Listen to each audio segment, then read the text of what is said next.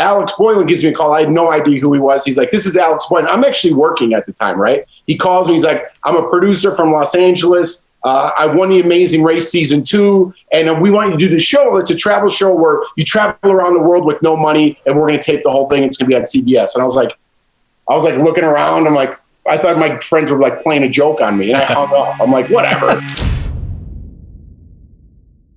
Hey, welcome to another episode of 2020. My name's Cory Peza. I'm here as always with Siobhán and Ben. How you guys doing? What's going on, Cory? Oh, just another uplifting episode. We get to talk to Jeff Schroeder of CBS fame and lots of other things, because he's gorgeous. He's not just a pretty face; he's a pretty face on television. He's a handsome man, but he's also there's more to him than that, though. Yeah, he's a very interesting guy, and it's kind of cool to, you wonder how people find themselves in situations where they're in reality TV, and you think like, what the hell led to that? And we get to ask him that question. Yeah, we get into a lot of that in this episode. It's a fun guy, interesting, a lot of stories to tell. So you definitely have to check it out. Super motivating as well. So if you're feeling down, this is a good one for you. Yeah, the guy was in a boiler room, and then he gets called to be on television, and then you can fucking hear it from there. But it's ridiculous. So subscribe to 2020-d.com. Give us a thumbs up too. Smash it. Smash it. Just smash it. Just like and subscribe. Yeah. Yep. And yeah, buddy. Here's Jeff.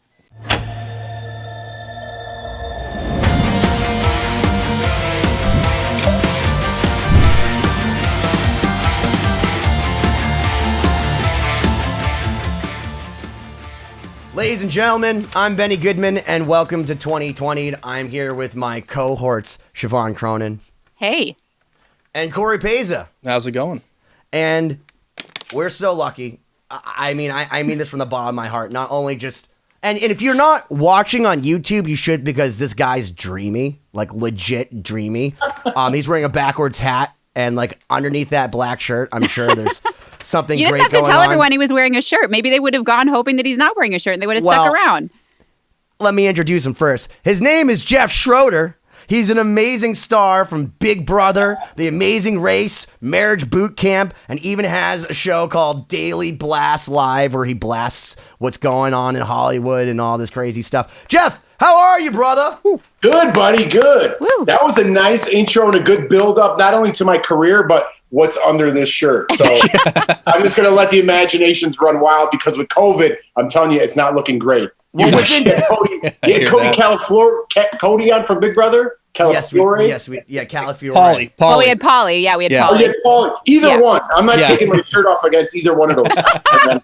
Well, within 15 minutes of meeting you, I had seen you without your shirt, because we met when you came to Boston. You did the greasy pole in Gloucester, Massachusetts, which we'll get into. Well, but yeah, Jeff you need to explain what that is. That sounds...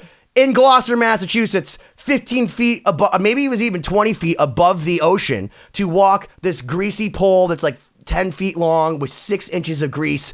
And basically, the whole idea is to get across this pole without killing yourself. And in Gloucester, it's good luck for bringing in a bountiful season. And Jeff luckily made it to the end without murdering himself on CBS. Yeah, so do a quick intro how me and you met, Benny. So I did a show called Around the World for Free, where I started in Times Square in New York City, and I'd have circumnavigate the globe with no money in my pocket for 100 days. And Benny, you were the first person off of that Times Square. I didn't know where I was going, what I was doing, how I was going to do the show. And Benny was the first guy to take me in. And we went to Boston to do the greasy pole. Luckily, there wasn't grease on there when we walked it, but I still got to do that. Go lobster fishing, Benny. He showed me around Boston. We found an albino lobster, which, if anyone knows, it's like 1 in 5 or like 8 million or something like that. And you let it go, Jeff. So like your empathy towards animals is completely not lost on me. Well, you would have to be some sort of crazy animal to eat an albino lobster, right? Well, you're an animal, because we went to the bar from The Perfect Storm, and that was the last shot of tequila I've ever taken. And I remember that, like, you guys are like, oh, you want to take a shot? Like, I don't drink, and I especially don't drink tequila. But like, I took this shot, and then I like walked right to the bathroom, and I think I sat there for 10 minutes, like contemplating my mortality, trying to be cool to the CBS people, but like, meanwhile, I'm dying. Yeah, but I mean, if you're at the Crow's Nest, you almost have to throw You have to. It's a perfect storm for a perfectly terrible liver. Oh yeah. my Well, gosh. nice to meet the rest of you guys. That's how me and Benny met. So it was nice to meet you guys as well. Yeah, nice to meet you as well. we Yeah. don't have as cool of stories. It's just a bummer. I have And seen for reference, I was gonna say for reference, I didn't know anything more than Jeff did either because our friend Brian Pitcher took me to New York and said, "Hey, we're going to New York City." And I said, "I have stuff to do this weekend." He's like, "That's cancel it, cancel it." It's a very and then Brian takes me to Pitcher New York answer. City, and then he's like, 5 a.m. He's like, "We gotta go." What do you mean? He's like, "We gotta be on television." And that's how I met Jeff. Like, I knew nothing about this at all. Like, my friend literally like just stole me to New York City, and then happens. Yeah, and it was. I'm glad he did because I was I was excited about this adventure, which was 9 years ago now, but terrified into what I was going to do. Right, and I met you and Brian right away, and you guys were awesome. And 9 years later, you asked me to do this podcast, and I was like, absolutely, because the people I met on that trip, I had no money in my pocket. They essentially had to take care of me. So now my payback. So explain this because it's CBS. Yeah. Yeah, this was an online show, and you basically started in New York, but you had to get around the globe, and people could sign online and be like, "Yo, man, I'll get you a bus ticket to Delaware, or I'll fly you to France." Or And whatever. would this have been pre-social media, or was this maybe around the time it was starting? Yeah, so Twitter was around. I remember doing Twitter at that time. Instagram wasn't around. Wow. So Twitter, Facebook was around. And then just people would log on to CBS.com site. Okay. And that's how I'd connect with people from Wow, well, that's even scarier. Yeah. I mean, it was like casual encounters, except with Jeff on television. That's a very pioneering concept at that point. It was pretty crazy because the vetting process was me. So I was like feeling people out on the phone. And look at my first stop was Benny. So my vetting process wasn't that great. It could have gone way worse. So let's back up a little bit and just maybe talk about how you got into that position in the first place. Well, so coming off that show, I moved to California to be an actor when I was like 24 years old, right? So long story short, didn't work out. I was there for like 2.5 years. Went back to Chicago, started working with my old boss, my old boss, which was telemarketing. So I kind of, I'm going to make this real quick, but because I told it a million times, but I kind of got into a rough place, whether I was drinking or not in the right headspace, and kind of fell off the path that I essentially wanted to be on. And I had this awesome boss at the time when I was telemarketing, which is the worst job, but you got to go through the bad to get to the good. And he taught me all about like positive thinking, motivation. I played sports my whole life, but I lost that path that I was on, right? I was in my mid-20s, kind of confused about what I was going to do. And my old boss set me straight onto positive thinking, Tony Robbins, all these positive salespeople, which equated into me selling more for him, obviously, but more so for me, it was a life changer, right? So he's like, once you get your mind right, you could do whatever you want to do. So that being said, a couple years later, I was auditioning around Chicago, getting a lot of jobs. And then I auditioned for this show called Big Brother, which I had no idea what it was. I just went with an ex-girlfriend of mine, strangely enough at the time, got on there. And then I met my wife, who now is in the other room 10 years later. But after I got off Big Brother, we did Amazing Race right after that because I met, we were dating at the time, my girlfriend, my wife, Jordan. And CBS contacted me, this guy, Alex Boylan, who won the Amazing Race season. Who's on our show, by the way, this next week. We're interviewing soon, yeah. Another one of my good friends I met along the way. We still talk all the time, done so many shows with him. But how we met, Alex Boylan gives me a call. I had no idea who he was. He's like, this is Alex Boylan. I'm actually working at the time, right? He calls me. He's like, I'm a producer from Los Angeles. I won the Amazing Race season 2, and we want you to do the show. It's a travel show where you travel around the world with no money, and we're going to tape the whole thing. It's going to be on CBS. And I was like looking around. I'm like, I thought my friends were like playing a joke on me, and I hung up. I'm like, whatever. And I hung up. He called me back. He's like, dude, I'm serious. This is like serious. And he's like, we want you to fly out to Los Angeles. And I was like, what? This is crazy. It's like my dream job out of nowhere. Sure enough, I flew to Los Angeles and I auditioned and got the job. And that's how I got Around the World for Free, which was a dream of mine, to travel and host. And it was 100 days on the road. And I met Joe Luca, who's our producer, editor, camera guy as well, who was Alex's partner at the time. It was my crash course into hosting. I mean, you couldn't get a better education in hosting than to be in it for 100 days on the road, see the process of how, they set up a shot, how it's edited, how you have to shorten things, tighten things up, which I'm doing the opposite of right now because I'm babbling on. But it was amazing for me just to watch you guys, because Jolt, who's the guy that actually did a lot of the filming, he's a good friend of ours, and Brian and Alex, who's like this posse of Hollywood people. But Jolt would like shoot all the stuff you guys would do, and then he would literally stay up all night editing it to make sure he can make sense of whatever the fuck you guys were doing wherever you were in the world while you were figuring out where you guys were going next. And he literally didn't sleep more than 3 to 4 hours any night. Oh yeah, that's ever. like all video editors. It's crazy what they have to do. But for 100 insane. days, yeah, this guy is. Well, yeah, so you'd be like in the middle of, I don't know, fucking Cambodia, walking through places that aren't necessarily demined, and he's like sitting there trying to edit like the day before in Istanbul. Well, so were the locations scripted? I mean, I haven't actually seen the show, so I'm just curious. It would just like kind of go as you will. What was the structure of it? So my little son, hold on, buddy. Hi. He's just peeking in there. Want to say hi? No. Yeah. Well, he's in between. But no, there was no script, right? I basically had to make it around in 100 days. So quick from the United States. After I saw Benny, I went to DC, then Louisiana, Dallas, Los Angeles, and then I flew to Japan.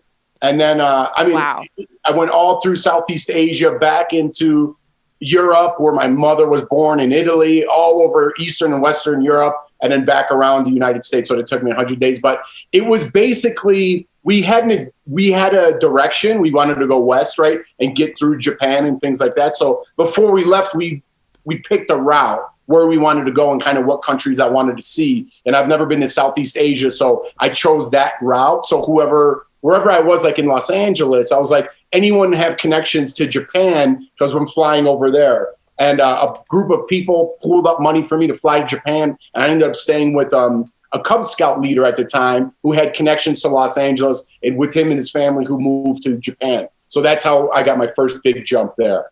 So Japan was a spot that you chose personally? You had an interest in going there? Anywhere where they would take me, essentially. I just know I had to keep going. He hitchhiked through the internet. Like, legit, This is what he did. He hitchhiked through the internet, basically posted ads and said, like, hey, guys, I'm Jeff. I'm in Washington right now. I'd like to get to California. Can anybody help me out? And then people would, like, message him, and, like, anybody could message him. And, and he says, oh, I want to go to Japan. And then people pooled their money together, like, literally on the internet, pooled their money that he doesn't know, and put him on a plane and said, there you go, bye. And he's going to Japan to stay with the Cub Scout leader. That, like, this is way more reality television than I feel like most reality television ever could be. That's what a testament to humanity, too. Like, I feel like everyone gets, I've gotten jaded of feeling like people don't care about anyone else, but that's such an amazing experience that people that you don't know. How could you not care about Jeff? No, but somebody giving something to someone they don't know. That's incredible. That's such an incredible premise for a show and an experience. And then, like, when I got overseas, so like Cambodia, Benny mentioned, I actually went there, and there was another guy, this guy Fred Garman, who he was into ministries and things like that, but he also had water filtration camps in Cambodia and was trying to build back up. So I went there and I helped him install some of these and educate some of the locals with what was going on and helping out his projects, right? And in return, he gave me a place to stay, fed me, and then moved me along like that. So I would do little projects for other people to get eyeballs on what they were doing as well, and then they would push me along to the next spot. Yeah, you never mowed my lawn for picking you up in New York. I thought you said you were going to do that. What the fuck? Yeah, I didn't really do anything with you guys, but party. we partied hard, dude, and we came up with actually our mantra for I swear to God. So there's our friend Burton, who was on Survivor. Alex works with Burton, and they had their own Around the World for Free productions or what have you. And then our friend Jolt, who was the guy that did a lot of the videoing, a lot of the directing, a lot of the editing. And our friend Brian, we all say to each other, do the right thing. Just do the right thing. And that's been our mantra for 9 years, Jeff. In fact, when I came out to California, Cory and I were talking about this. I told you to come hang out. We're at Steel Panther. And you said, should I really come down? And I told you to do the right thing. And you came down to Steel Panther. And in fact, we talked to Satchel, the guitar player from Steel Panther, last week. And I didn't even remember. because we partied so hard that you were there. So Cory told me that you got mobbed on the way in. I was like, that's probably why I blocked it out, because you're so famous. People know you everywhere. Listen, Benny, I wish everyone thought like you. I really would be famous. I don't think I am famous at all. So this was, we did meet briefly when we were out there, and you were super cool. We hung out for a little bit, and as we were walking in, I think you caught some attention, and you got like, I don't know, a little crowd around you, and it was very surreal. It was very surreal for me, at least, because Ben and I had just been kind of hanging out in LA doing a few things, and then that was the first time you see the LA aspect of LA. So we kind of just stood there, and then we went inside to get a beer or something. But it kind of brings up a question of how has being recognized, because you kind of downplay it a little bit, but I do know that people recognize you because I've seen it. How have you handled that throughout your career? Was it different at first than it is nowadays? You know what? It's kind of weird because reality TV, you kind of get that 15 minutes, right? Mm-hmm. Right away. But me, I think meeting my wife on a show and having that process unfold for people, like I didn't know how popular Big Brother was. I really didn't. People know your wife is Jordan, who also won Big Brother, and you guys are like the sweetheart story of that whole series. Is Jeff and Jordan, because that's kind of the subtext. Like, they do a lot of crazy stuff, and we should talk about this because it literally is. You are filmed all the time and deprived of reality, and you met your wife on this and became, famous, I guess, for the reality element of it. Right. But you guys have now championed that. You have your own show, and because of your love, I think it amplified how popular you were to the world, because it made everyone love you. For sure. I was going to say that. So my wife, Jordan Lloyd, won season 11. The first season we were on, we went on to do The Amazing Race and other shows together. So we've done a lot together. But I think I believe, Benny, correct me if I'm wrong, Jordan was there that day, right? When we went to Steel Panther? I think she was. She went. Yeah, because we met you a couple times. We met you at the. Well, I saw you in Santa Monica, I think. No, I don't believe. Jordan a couple times. The time that I was there, I believe it was one of your bro friends. Yeah, right? It was you and I don't remember another guy who I don't remember his name. Right. Oh yeah, I don't know, maybe Swain or. I've been out there so many times, dude, and I harass you every time. So I think but I love it. I love it, man, because I never what you did for me on that show. I'll never forget. But then we became friends after that. But I think when me and my wife are together, it amplifies, because people might look sometimes and be like, I think I remember that guy. It was 10 years ago, and they're like, I think I remember that guy from the show. I don't know if that's him. When my wife's there, it confirms it. And then people are like, wow, I remember you guys. So it's never a problem, because we're never mobbed like that. People are always respectful, and they're like, hey, what's up?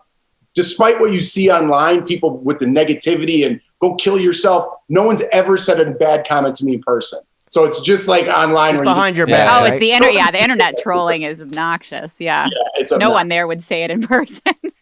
No one's ever said anything bad. Always just great comments. And it's actually flattering that people still remember. And even now when I wear my mask or something and I'm going through like Home Depot, which is my new hangout since I'm a dad, it's like someone's like, hey, were you Jeff? I'm like, I have a mask and a hat. I'm like, wow, that's crazy that you remember. So it's flattering. It is. Wow. The power of television to expose you to such a wide audience. That's so well, I have to ask you about Big Brother, because this is a show that if people don't know, and I honestly only know about it because I was asked to I flew out to California because they wanted to cast me on this freaking crazy thing. And they made me watch your season and like another season. And basically what they do is they put you in a house. They have like 10,845 cameras always on everywhere. There is zero privacy. They create a hierarchy by basically like you vote people out of the house, like for whatever reasons. You have these challenges where you could be holding on to a giant like punching bag in a cow outfit, getting sprayed with milk as like people are throwing darts at your head. And then like they'll force you to take cold showers and eat crappy food. Like it's literally like something out of a Stanley Kubrick film. And you live this, and then when you're done with that, you could go on to Showtime, I believe, was it Big Brother After Dark, and then continue to stalk everyone on the show. Oh, yeah. What does that feel like, bro? Well, we did it twice, and I guess nothing's like the first time, so the saying goes. And it really was. The first time, I had no idea people were watching. I really didn't. And people would get dressed up at 9 or 10 o'clock at night, and I was like, "What are you doing? Why are you putting on heels at 10 o'clock?" And they're like, "Well, Showtime After Dark is about to start," and that's when we were on Showtime. I'm like, nobody's watching that. What are you putting on a dress, you crazy person? So I don't know. And then me and my wife connected because we both never really watched the show, right? And so we both kind of didn't know what was coming after. We were innocent and naive to the fact that people would know who we were. When I got kicked out the first time, when I finally got evicted from the house, not kicked out, if you don't know the show, I was evicted. Not technicality. Honorable discharge. But CBS is docking some of your royalties now. I walked out and there's an audience, right? And someone's like, "Hey, Jeff." And I was like, and I looked, and Julie Chen's waiting for you over there. And you're like, when that person's like, "Hey, Jeff." And I was like, "I used to live in Los Angeles. I bet you I worked with that person," right? That's what's going through my head. And then someone's like, "Hey, Jeff." And I was like, "Hey, what's up?" And I was like, "You know what? I think I went to college with that guy. What's he doing here in Los Angeles?" And I sat down with Julie and I'm sitting there and she's like, "Wow." She's like, "That's a crazy fanfare that you just got." I'm like, "I think I went to college with that guy." And she's like, "Jeff, everyone knows you from the show." And I was like, it never made sense to me. And I was like, oh my God, people really watch the show. So that was the first, and then it got crazy after that. Like, then I really went down the rabbit hole, but that's how naive I was the first time I went on that show. I had no idea. Wow. Yeah. That's probably good because you remained authentic, I'm sure. Yeah. I mean, like you said about people getting dressed up at, at 9 p.m. to be on the cameras. It's got to mess with your head in a lot of ways to feel like you're always being watched. Yeah, it does. If you're aware of it, at least. You're aware of it. You're aware of it, but it kind of goes away, but you're also aware of it too, So it becomes your reality. Like, I always use this example, and it's probably a bad example, but your mind has to go somewhere, right? When you're in prison, I don't know how people do life or 10 years or whatever they do. Your mind has to change and function somewhere else. When you play that game, your mind kind of changes. That becomes your reality, and the outside world tends to fade away a little bit. So I've never been to prison. I don't know what that's like. This isn't prison by any means. You're having fun. You could do whatever you want, but your mind starts to shift like, this is your world now. And the information is closed off from the outside, and you start focusing on more what's going on, which is very cool psychologically part of the game that I think a lot of people don't focus. Like the psychology part of it, where your mind goes. You see people breaking down after 40 days. It's just very interesting to me now, looking back, having gone through that experience. Yeah. Did you notice after leaving that there was an time to adapt back to the normal, way your brain works? Yeah. So, I mean, when I got out, I remember, so you can't, you're always wearing a microphone unless you're asleep, right? So I remember like grabbing a pillow and laying down. I was like, oh, my mic. And I was at home and I was like, wow, that was crazy. Oh my gosh. Wow. So used to not blocking my microphone. And so that the first time was amazing. We did it again. It was still great. I'm still honored to be on it, but it wasn't as fun as it was the first time. Then I started working for the show and hosting the after show. So I did that for 5 or 6 years. And I never sit there and go, these guys, you fucking chumps, you guys, like, just quit. Just let them vote you out. Like, just go home, man. Like, you don't need this shit. But inside you have to be like, hi, this is Jeff Schroeder, and we're going to see what's going on. Like, but like in your head, you're like, fuck these clowns. Does that go through your head?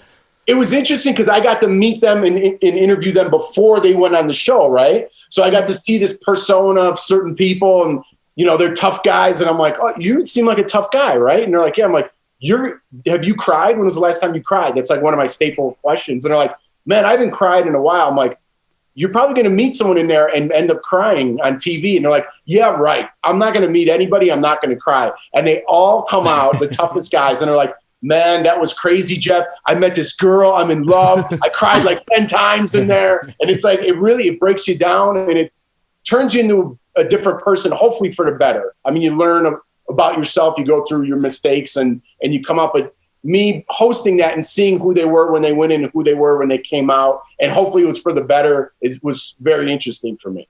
Yeah, it's an interesting perspective because I think for a lot of people, reality TV is almost, especially people that don't watch it, it's just a negative connotation.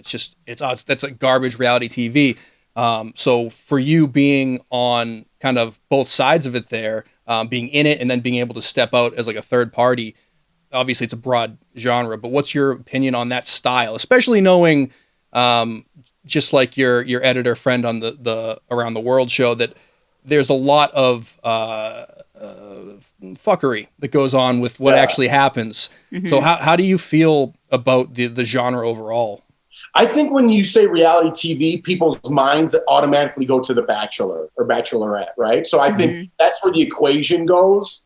And people, there's other, there was a show out, right? I forgot, that's kind of breaking down and debunking The Bachelor and Bachelorette and things like what happens behind the scenes. So I don't know in particular that show or anything, how they run that or how that works. But I could say for the shows that I have done personally, like Big Brother, Amazing Race, it's a machine. And I think part of me appreciating being on the shows now, that looking back, is I got to go behind the scenes. I got to see behind the walls of where the camera guys are and the hours that they stand there and just listen to you all day, chewing your food, just how nauseating that must be for those camera guys, the producers going through footage of 24 hours of footage every single day and getting it out 3 times a week and making a show for the producers, the directors, the camera guys, everybody behind the scenes working on that show. I'm very much appreciative of being on that show now, what they go through. I don't think the normal people who watch the show appreciate any of that. Amazing Race, when you're in the middle of Bulgaria, and then I don't even know where the hell I'm at, but yet the camera crew's there. They have some sense of where you're going and how you're going to get there before you do it. It's a machine. It's a machine, and how all that stuff works is fascinating. Maybe just because I love that part of the business. That's why I'm in this industry. It's fascinating to me, and I think a lot of people at home are very judgmental. I think in Big Brother in particular, a lot of strange things happen, and people think that the writers produce that. And it's like, you can't even write some of the things that happen on that show, which is the chips fall where they may sometimes. So like they don't have to give you, like, where you see a lot of these shows like 90 Day Fiance, and they're basically have these people like reading off cue cards where you're like, okay, they totally wrote this in. Like, I can't tell Javier that I used to live here with my... You guys are being fucked in the mind. Because you have to wear a cow uniform as you're hanging upside down. You've taken cold showers for 6 days. The girl that you love is banging some other dude. There's cameras on you all the time. And you want to know why you don't even worry about the cameras? Because you all look like Jeff Schroeder, Pauly Calafiore, and Jordan Lloyd. You're all fucking hot AF, dude. And that's why you don't even worry about that, because it's like no matter what angle, you guys look like you're Olympians, and so now they just fuck with your mind because you can't go on your Instagram. You can't use your Twitter. Like, I was going to ask, so you're censored. You're restricted on your ability to, on the show, to, connect with the outside world. I'm not super familiar with it. So, okay. I was going to say that would have to happen. Cut off. You're completely cut off from the outside world. Yeah.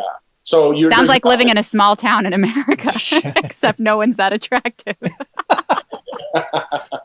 I'm sorry. Go on. Well, it's cool when you get, it's another thing you said, small town, when you get that person from the small town onto the show, right? And then they have to interact with the fast moving city people, right? And they all have to live in this small quarters and kind of get to know each other. You're forced to know each other. And I think, the show's been kind of called out, like everything has lately, for not being ethnic enough or diverse enough, or, showing every part of the world, which there's so many, or I should say the United States and the diversity of the United States. They could do a better job of that. I think everyone can moving forward. I think America is starting to catch up, which we are far behind.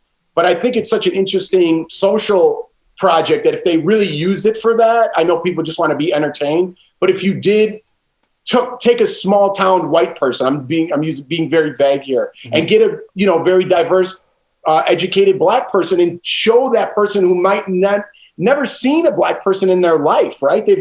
Now they're forced to be with one another, and they might be like, you know what? I had this prejudice all along on either end. And now that was all baloney. That was all something I was brought up with, and I had no idea. And I love this person. I love them for who they are. And that's what traveling did for me, right? And I think in a small way, if you could put that onto some reality show, that'd be great for America, right? It's a great pitch.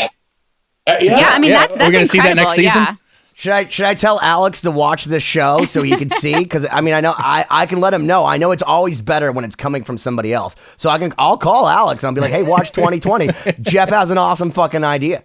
I think if Big Brother just kind of looked at it from that angle, right? I think that would be great. Or we could start our own production company, Benny, and like go for. Well, listen, my buddy Greg is he's one of the head guys at The Talk, and your girl Julie is on that show, and he I think he's got 2 Emmys on his. I don't follow that, but. When I went out there, Greg gave me the great, and Ed Horowitz, who's a legend, came up. I think he did Unsolved Mysteries was like his first real big hit. So, but they took me around, and it was amazing to watch it. And I'm like, how do I recognize her? I'm like, oh wait, she did Big Brother, and my buddy Greg works on that show. So like, it was really cool to go sit in the audience on the show and then like see it from that perspective. When for example, with you, I've only known you as a person, and the only time I've seen Julie was the first day that we met on the early show, because Brian Pitcher dragged me in the freezing cold to be in the crowd behind you to then take you back to Boston. Yeah, which was great, because I mean, you know, it's so crazy thinking back now, like when I first met Julie going on to Big Brother, and then she was going to be the one, she was working in New York at the time, to, you know, kind of launch off that Around the World for Free show. So that was kind of cool how that worked out. It's That's like so all cool. the same people. Now that you've done both sides of being in front of the camera, and then also not necessarily behind the camera, but being on the outside doing the host, kind of that overarching element. You mentioned that you had the crash course with the Around the World program, and like, what drew you to that side of things, where you're more on the production side and being that voice instead of being, you know, a part of the actual the episodes and whatnot? Well, I don't think I'm fascinated by the behind the scenes thing, and I don't think enough people appreciate it, right? And so when I see an actor, like for example, who's kind of, you know, they get a bad rap for being mean to people, and they're not taking pictures, or they're not doing I don't like that, right? I have such an appreciation for the people behind the camera, that those are the people that make the people in front of the camera stars. Yeah. Not necessarily, you have someone writing your words, someone lighting your camera, someone powdering your face. Those people are the stars, not you, right? You're just a puppet saying the words. So I have a big appreciation for all the people behind the camera because of that show Around the World for Free, and seeing how that process plays out, and then seeing how the process plays out on Big Brother. People around the clock working, right? And then the people get off the show and they have some fame. They have their 15 minutes of fame. I'm like, how would that guy who's been doing this for 20 years, who's in that office for 20 hours a day and gets no recognition at all? That guy's the star. That's the guy I want to talk to, not this guy who, you know, whatever he was, right? So I have an appreciation for people on the show because I've done it and I'm in front of the camera, but especially where I work now at Daily Blast Live, the writers, the producers, the editors, the directors. I mean, just the smallest things of someone behind the camera just saying like, yes, no, you're going too long. Just like the little intricacies of how everything works. I have such a passion and appreciation for it.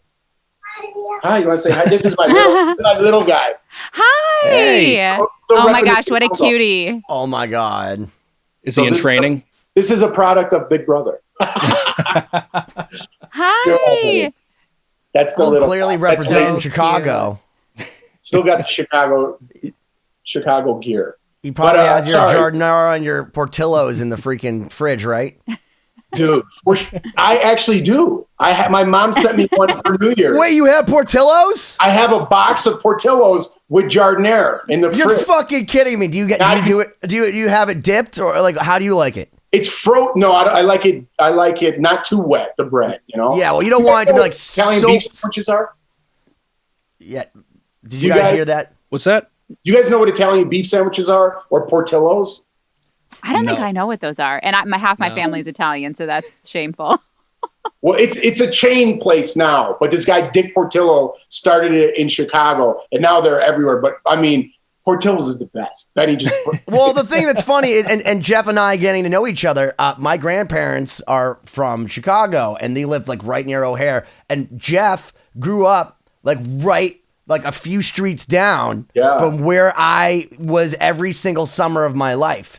So like, hence why I was making fun of him for Portillo's, because if you go to Chicago, one of the things that, people talk about deep dish pizza, but it's about your Italian beef sandwich and how you have it done. And by that, I mean, like, do you have it with the hots, which giardiniera, it's a specific thing, and a lot of people have a different view. Like, do you dunk it in the au jus? Like, do you put the au jus just on the bun, but not on the beef? Like, there's a so whole many art options to how you I do can't this. handle And it. Portillo's, listen, I've had every small chain, every mom and pop, literally from Lollapalooza to freaking Hollywood, which is a place actually in Illinois, not too far from LaGrange. And Portillo's is the best. It literally is the best. That's why it's frozen and sent to Jeff, because it's the best. So. I love it. My mom sent it for New Year's, so I still have it in the freezer. But I'm going to start, Benny. I've been saying this for years, but I'm going to start a giardiniera business. So That's I've been a great working idea. on that. Yeah. Nice. That's amazing. when I get that off the ground, I'll come back on and promote it. We should actually Absolutely. open like a Chicago Italian beef place. Oh. Because we can't do it in Boston, because Boston has Kelly's roast beef, which is kind of almost, it's a similar thing, and this is too much of a permutation, but like we need to go somewhere where they don't have nothing and like bring this to them, because like it's already been done so well. We can just copy it. Oh my gosh. I'm in. Well, speaking of Chicago, I'm interested in hearing, we talked a lot about you getting into TV and, reality TV and production, but I'm actually interested in what happened before that. So you grew up in Chicago. Maybe you could talk a little bit about your background, your childhood, like what got you interested or inspired by film or TV? Like what made you go in that direction from early on? Well, so I played football my whole life, and that was my passion, right? And I never really thought past football. So I played just Division III. I wasn't going anywhere past college. So I played Division III college football. And when I got to like my junior year, maybe my senior year even, I was like, dude, what am I going to do when I'm done with football, right? Like, I don't know what I'm going to do with myself. And Sell shoes like Al Bundy, bro. I mean, I could have got into coaching, and that was always in the back of my mind. Like, I'll be a teacher, I'll be a coach or whatever. And actually what kind of turned me on to it was in my senior year of high school, there was this class called film study class, and we never had it at our small little high school I went to. And I took it and I loved it. We had to make a small movie, and I wrote a film, and we filmed it and we directed it. And, when I say directed it, very loose. We had a little, come say hi. That's my other one, but whatever. But so anyways, we won best film, and it was about like the jocks versus the gangsters. And I loved it. I loved doing it. And, once I got to college, I was like, man, I was always into football. I'm like, I kind of want to take like theater. I think I'm into that, but it's kind of not the cool thing to do. I wish, we'll get to that somewhere down the line, but I'm going to introduce my kids to art and theater and all that stuff that wasn't cool when I went to school for whatever reason. I wish I got into it earlier. But long story short, my senior year of college now, I'm like, you know what? I'm going to get into theater. It's about time. I don't know what I'm going to do after this the lady who runs the credits or whatever. What do you call it? I feel like this is like the registrar some movie like 10 Things I Hate About You, but it's about Jeff. Like, oh, I've done football, but like I need to find more in life. Right? So I go to theater. This is amazing. That's amazing that you say that, though, because this reminds me of in high school, the captain of our football team tried out for Les Mis, like the musical, and got like one of the lead roles. And that was like such a big thing, was like, oh my God, somebody on the football team is doing musical, and it was like everyone loved it. But like no one ever thought about like, yeah, I mean, that's just the generation, some stuff is cool and some stuff isn't. And you just don't cross that barrier. Yeah. And now it's like, that's the coolest thing ever. Like playing in an instrument or being in a band or being in theater, making movies with your buddies. I mean, look at like Jonah Hill and that whole crew, those guys just are having a ball, loving life, doing films. That's what really got me into that. Right. Mm-hmm. So I wanted to make movies. It was too late for that in my when I went to college. So when I got out of college, I'm like, I got a marketing degree. I was in all these sales things. I was like, this is not what I want to do with the rest of my life. So I just packed up, and I took some acting classes in Chicago, and one of my teachers moved to Los Angeles, and I was just not happy where I was in Chicago. I'm like, listen, man, I'm coming out to LA. And I just packed my bags and moved to Los Angeles. And that's kind of how it all started. Wow. That's amazing. So what happened so you got to LA, and then what happened from there? You just went, So I Didn't got know to what you were LA, gonna do. and I was living with my acting teacher for a little while. Things got a little weird there. So I met some guy, moved in with him. Like I said, I was there 2.5 years, but I worked everywhere, up and down Sunset, all the restaurants, I worked everywhere. I worked on everything, right? And when I was like 26 or 27, I'm like, I don't want to become there was like bartenders there and making good money. And everyone's like, why don't you just be a bartender? I used to work at UPS and I used to load trucks, right when I got out of college. And I was like, everyone's like, why don't you become a sorter, move up and become a manager? Because I never wanted to get too comfortable where I was and fall into that being the rest of my life. So when I loaded trucks, I just loaded trucks. When I was a waiter, everyone's like, be a bartender. I'm like, I just want to be a waiter. This isn't my career, right? So I got sick of being a waiter and I just almost cashed in my chips and I moved back to Chicago. And then when I got back to Chicago, someone met, one of my old friends who was an agent now. And then she's like, why don't you just go on a couple auditions here? I ended up booking so much more in Chicago because I was from Los Angeles. They thought I was like cool. Like I was still stuck, Wow. but just because I had that, I was in Los Angeles for 2.5 years. You paid your dues in Los Yeah, Angeles to go street back to cred. Chicago, Yeah. a fucking hero. But I still was terrible, right? But they're like, oh, you live in Los Angeles, you must be great. So funny perspective. Wow. Okay. Yeah. Wow. Yeah, So you started taking auditions. Cool. So then that's how, and then I kind of got in a bad headspace. Like I said, my boss like transformed me like mentally to where I was before and even above that. And even to this day, I mean, I write down all my goals. I listen to positive, inspirational things every single day in the morning. And it's part of my life. It's a staple of my life where I think a lot of my appreciation comes from, It's a really important thing that you said there because Siobhán, for example, writes down her goals. Like actually one of the first things I did when I stalked her apartment when I first stayed with her was saw that she has like a thing like, do yoga and like meditate and then like stretch or like whatever, like, music practice time. And Paulie, when we talked to him, same thing. Like he's gonna be on the fucking Olympics, or I guess he's going for the Olympics. Yeah. And like he's like, I write out my goals, and they told me in school like you have a 50% better shot. But like one thing I've noticed about people that are successful, is that they put themselves out there. You got on a plane, you just did it. You even you went there and you failed, but you came back to succeed. And that was just the beginning. And it's fantastic that you have that sort of perseverance. And, anyone that thinks that you just, had that 15 minutes of fame and you're just riding that, like you just explained, you worked up and down the Sunset Strip. For those that don't know, there's parts of it that are beautiful that sell Gucci. And there are parts of it where people are freebasing crack cocaine outside right in front. And like cops are giving people, like this is a true story. One of my buddies told me, when he first moved to LA, that he saw a police officer give someone a ticket for jaywalking in front of somebody freebasing. And he's like, only in LA. And that's kind of like, if you go too far down the Sunset Strip where Motley Crue is playing, you know what I mean? Like, and if you worked all those places, Jeff, you certainly have paid your dues to come back to Chicago.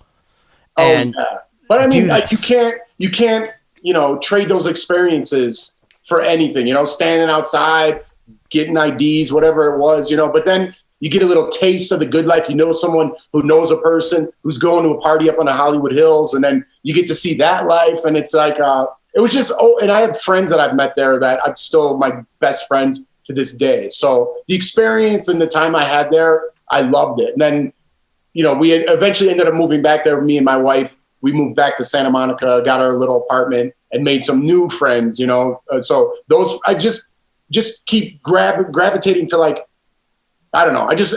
I have a great life. It's had its roller coasters, but the positives, like the friends that I've made through all my things, even you, Benny, it's been amazing. Even me. No, but this is so important that you said that because I think perspective is something that has so much like gravity, and that's something that you've said across all of the stories you've told so far is having that perspective that makes you understand all the varying sides of life and of careers and of situations, and that you can't replace that with anything else. Having that experience, seeing what it's like to be behind the camera, seeing what it's like to work as a waiter, like moving to a new city. Those are all things that, craft Siobhán? you into being what?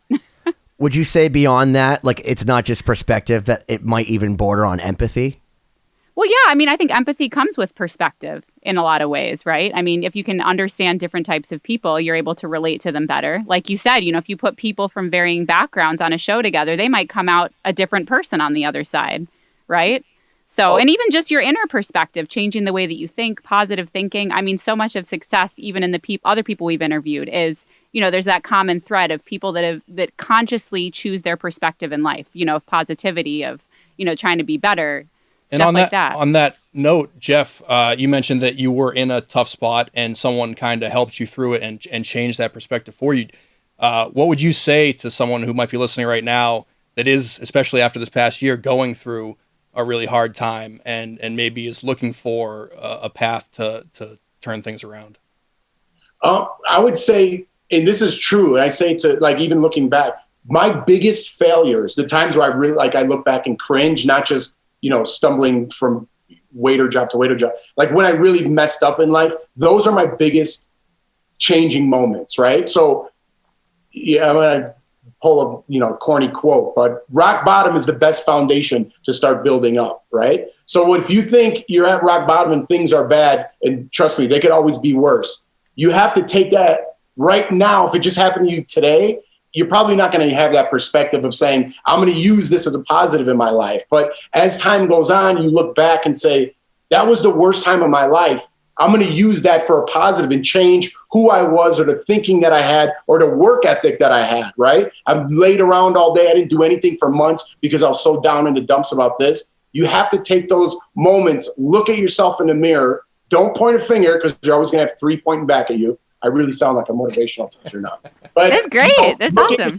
Look at yourself in the mirror and be honest with yourself and say, I failed. I messed up. I treated that person meanly. I could be a better person. I could work harder. I could have a better work ethic. There's no excuse why I'm not working on my mind as well as my body. All these things come into play, but use failure as a lesson for good. That's what I would tell people. But it's hard to understand, and I get that. Because when my boss first started telling me that, I'm like, this is nonsense. I don't care about lions in the jungle and all whatever he was reading me. And now it all makes sense looking back, Yeah, hindsight's 2020. Yeah, how it works. Yeah, that's so interesting. Well, so what are, like, now in your daily life, what are some resources that you use to, like, keep your perspective straight and to stay positive? Like, are there certain podcasts or, like, methods or anything that you use, like, let's say on a daily basis that helps keep you in that mindset? I mean, what a tool YouTube is, right? You could do whatever you want. You could build a shelf. You could listen to positive things. You could do whatever you want. You could make your own channel if you want, right?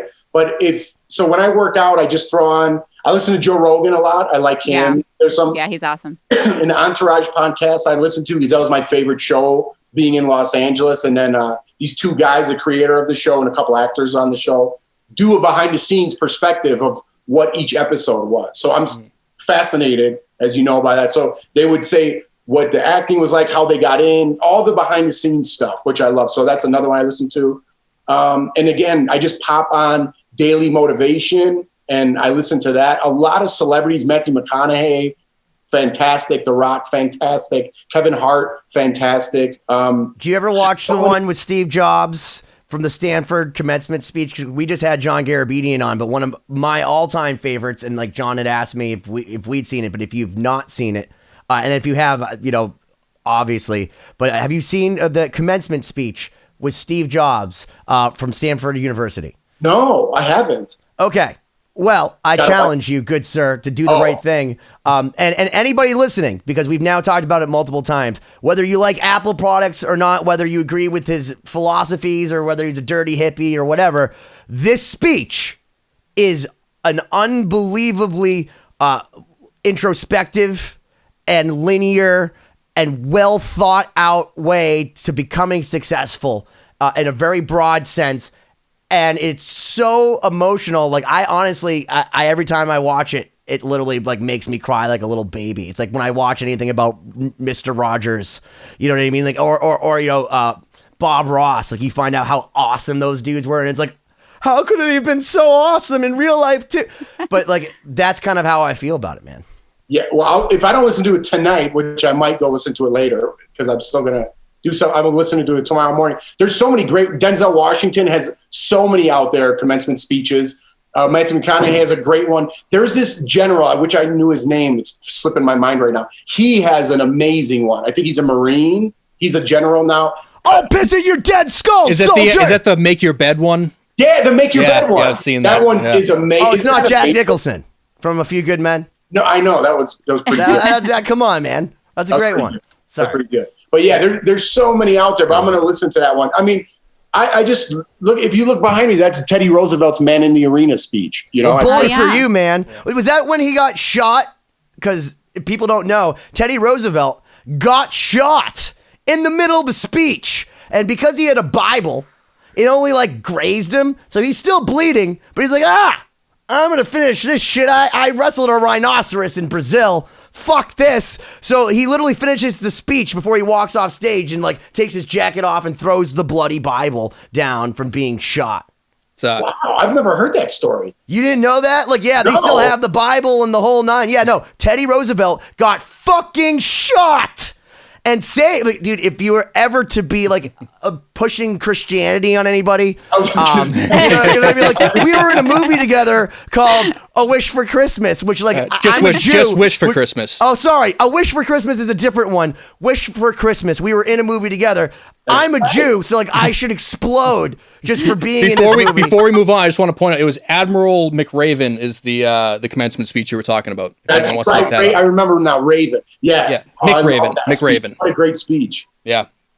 But he got shot. So if there was ever a thing for Christianity, he got shot and the Bible absorbed the majority of whatever slug it was. And he did bleed. I mean, so it did pierce it, but like it was very protective. And he continued out of stubbornness the rest of the speech. I'm going to Google it right now while you guys talk. You don't believe in God after that. Right. Wow.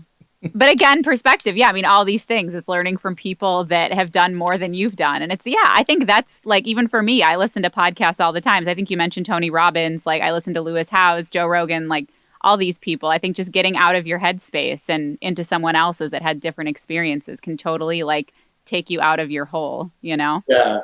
I think being humble to whatever comes your way too is a big part of a lot of things, right? You can't get a big head. You got to stay grounded.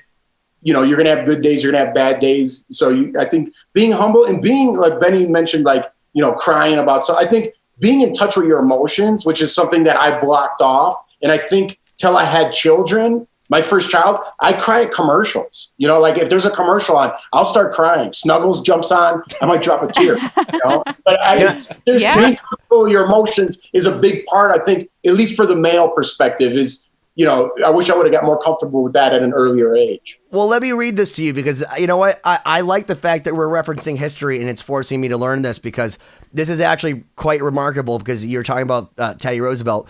Theodore Roosevelt's opening line was hardly remarkable for a presidential campaign speech. Friends, I shall ask you to be as quiet as possible. His second line, however, was a bombshell. I don't know whether you fully understand that I have just been shot. Clearly, Roosevelt had buried the lead. The horrified audience in the Milwaukee Auditorium on October 14th, 1912, gasped as the former president unbuttoned his vest to reveal his blood-stained shirt. It takes more than that to kill a bull moose. The wounded candidate assured them. He reached into his coat pocket and pulled out a bullet-riddled 50-page speech. Holding up his prepared remarks, which had two big holes blown through each page, Roosevelt continued. Fortunately, I had my manuscript, so you can see I was going to make a long speech, and there's a bullet. There is where the bullet went through, and it probably saved me from going into my heart. The bullet is now me, so that I cannot make a very long speech, but I will try my best. Something like that. They do not it wasn't make them the like that Bible, anymore. so I lied about that. But he did literally write a 50-page speech. It wasn't a Bible? No, it was a 50-page speech manuscript. This is stoner history with Benny Goodman. But hold on. So you lose some of the Is that important not details. fucking crazy? Hold on. The guy's running for president, gets shot, pulls out a 50-page speech and says, fuck it, I'm not going to read the whole thing now, but I'm going to try. Rock and roll. Yeah. That's fucking metal, dude. Is that it? I wonder if that's around. You know, like something you see like on Pawn Stars. Oh, you could totally It's Google gotta it. be. Yeah, it's. Someone seen. probably took that right away. They're like, we're going to hold on to this for later. Yeah, no, you can Jeez. Google it. It's totally out there. Wow. Yeah, they definitely don't make them like that anymore. No, I think in the age of the internet, immediate gratification, it's just, I don't know. Well, he was in office when he went to the Spanish-American War and decided to be a part of it because one, he wanted to lead by example, and two, he said it basically in no uncertain terms, if I have to kill people to do this, I will. And went out and killed people. Benny's a smart guy, isn't he? He's like vocabulary is up there. He's a smart guy. Your memory for details is like incredible. I mean, my brain only holds on to what's relevant. Not always accurate, but not always accurate, it's very but incredible. very well described that you think that it's accurate. But we were talking about the Panama Canal, and he was also championed the Panama Canal. So if you listen to the Shannon Larkin interview we did from Godsmack, he basically created his own Panama Canal for koi fish and turtles. See, that's what I'm talking about. Edit out the part with the Bible, drop that. People are gonna be like, man, this guy was Oh, Corey's like, I already am taking notes, so I don't even have to watch that again. Yeah, Corey's like, we got to. He doesn't want to relive any of these moments. He just takes like notes as the time I can commiserate with all your editor friends. Right. Worry. So of the three of us, Corey's the one behind the camera in this situation. So you should feel the worst for him. He has the hardest job. Well, let me ask you guys a question. Are you guys all in Boston, or where are you guys now? So you guys are both in like Metro Boston, basically. I'm in Ohio right now, so I split time between Ohio and Florida, but Eastern time. And how did you guys connect? How did you guys start this thing? Just interested. We probably should mention it. We're in a band. Yeah, that's the premise of the whole podcast, I guess. Is we're in a band together. Wait, I think Benny sent me some stuff. Did you ever send me some stuff with her singing in there? No. No, so I'm a violinist. I don't sing, she's really. a violinist. So have you seen the show The Queen's Gambit? No, I haven't, but it's on the list. Yeah, she plays the violin in a lot of that show, whatever. But she's in a band called Starset, and she was in Trans-Siberian Orchestra and has played with everybody. So she's actually her band just surpassed 2 billion streams. That's on top of the fact that she's in like the. And then she also slums it with us in Lost Symphony, which is our in a band called project. Lost Symphony, which is an instrumental like shred metal orchestral band that features all kinds of crazy guitar players. And we actually met Siobhán and I when I was DJing. I got a call from my friend Ollie, who was the guitar player from All That Remains, who's no longer with us. But we put our devil horns to the skies, and he basically said, "Yeah, man. I found the perfect chick for this project. She plays violin. She knows Vivaldi." And he was like all excited. He's like, "I'm backstage at like a concert and like, oh, I recognize." He couldn't even talk. And he basically said like, "I'm going to give her like your number or something. And we're going to like talk." And next thing I know, I'm talking to Siobhán as I'm DJing at some wedding. And Return of the Mac is in the background. I'm like, "Yeah, what's going on?" And she's like, "Yeah, I'll fly out for the album. Sure, that's great." And then like next thing I know, like she's showing up at my house and like we're high-fiving and like now we're BFFs for years. Oh, that's awesome. Yeah, it's a cool story. Benny sent me so many clips, and I don't know who's who on there, but Benny just sent me the last one. It was very 80s, that song. I liked it. I may have sent you Slay It Home. I may have sent him the Slay It Home. Yeah, we covered. The covers. Yeah, so all the orchestral stuff is like what I do. Any of the violin stuff or symphonic elements. Kind of like a Dave Matthews like thing, like that element, or no? Am I way off? And I mean, it's a different style. I mean, like I do a lot of different styles. For this in particular, it's really like orchestral symphonic metal, I guess. But then I'm in a band that's like sort of rock, electronic, fusion, and then I also play classical music, so a little bit of everything. And she's played with like Michael Bublé and Andrea Bocelli and Earth, Wind and Fire, and like name like any band that had like a violin player. You're like my mom with all the name dropping. That's awesome. Yeah, but Jeff doesn't know. Jeff doesn't know. How is he fucking supposed to know? Well, it's an episode about him, not about me. In about the cute blonde. Like, bro, she's not just like on the show, bro. She's like, you could see her like with Jordan on television. She's real. I'm used to asking the questions, right? So out of curiosity, but see how fascinating? That's what I mean about people. They don't ask questions. They're so caught up in themselves that you would never know that, right? I would never know that. No, we always love hearing about Siobhán because she actually gives the show credibility. But I think we're coming up on the end of this first hour. I know it flew by, but maybe in the next hour you can give us some tips on how to ask these questions. We're always looking for advice. Yeah. So. You know what, Jeff? We're gonna put you straight to work on this next one if you're okay with that, because I just said that like very authoritarian, as if you couldn't just stop the Zoom call and walk away. But maybe you can illuminate us, and by us I mean like the plebeians, Cory and myself, and maybe you could talk about an interesting subject like Siobhán, because when we had John Garabedian, the infamous, the legendary DJ who's interviewed everybody from Taylor Swift to Steven Tyler to broke the Who. He sat and interviewed her, and I always joke that like, I learned more about her in 10 minutes than I did in like 10 years, and then I of course I've forgotten it since. So maybe you can again reignite the catalyst that is Siobhán in our next episode, if you'll stick around, of course. I'll stick around, and I got a simple answer, but my first lesson is leave a cliffhanger, leave them wanting more. So we'll save it for the next episode. Sounds good. So what's the cliffhanger again? That was the cliffhanger that his I'm advice. kidding. I was 2020ing everybody. We'll see you soon. Can you just give some context to exactly what you're training for? Yeah, training for the bobsled for the Winter Olympics in 2022. I worked hard. I did the combine. I reported to Lake Placid. I was there. I got to be on the track. I got to do all these things. I got to do this, and then certain laws and rules get passed, and that's it. Like, it's like, hey, sorry, it's out of our fucking control. If you're not prepared for the opportunity, if I was sulking this whole time, by the time January came, I would not be as strong. I would not be as fast. I would have no concept of technique. But instead, I've been putting 6 hours every single day on top of running all the online businesses and all that stuff.